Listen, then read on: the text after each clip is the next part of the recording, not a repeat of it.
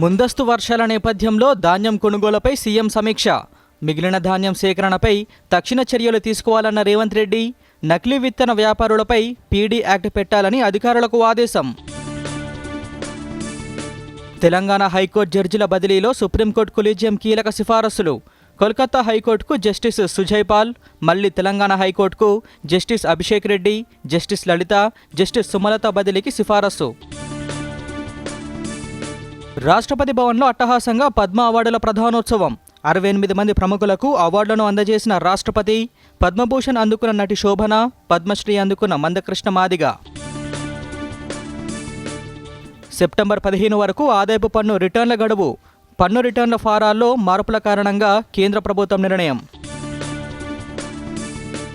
లక్నోపై విజయంతో టాప్ 2లో నిలిచిన ఆర్సీబీ.